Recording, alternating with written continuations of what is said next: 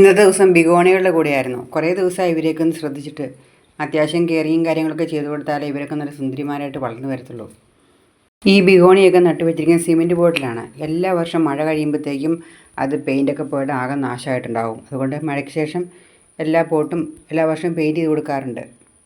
ഇത് കണ്ടോ, ഇതേപോലെ വളരെ മോശമായിട്ടാണ് ഇരിക്കുന്നത്, പെയിൻ്റൊക്കെ പോയിട്ട്. അപ്പോൾ നല്ല രീതിയിൽ നിന്ന് പെയിൻ്റ് അടിച്ച് അത്യാവശ്യം ഒന്ന് പുത്തനാക്കാമെന്ന് വിചാരിച്ചു. അങ്ങനെ കുറച്ച് പണിപ്പെട്ട് എല്ലാം പറ്റുന്ന പോലെയൊക്കെ ഒന്ന് പെയിൻറ്റ് ചെയ്ത് കൊടുത്തു. ഇപ്പം അത്യാവശ്യം ഭംഗിയൊക്കെ വന്നിട്ടുണ്ട്. എത്ര നല്ല പ്ലാന്റ് ആണെങ്കിലും അത് സെറ്റ് ചെയ്ത് വെക്കുന്ന പോട്ടിന് വൃത്തിയില്ലെങ്കിൽ പിന്നെ ഒരു ഭംഗി ഉണ്ടാവില്ല കാണാൻ. ഇപ്പം നോക്കിയേ, പെയിൻറ്റ് ചെയ്തപ്പോൾ നല്ല മാറ്റം വന്നിട്ടുണ്ട്, നല്ലൊരു എടുപ്പ് വന്നിട്ടുണ്ടല്ലേ.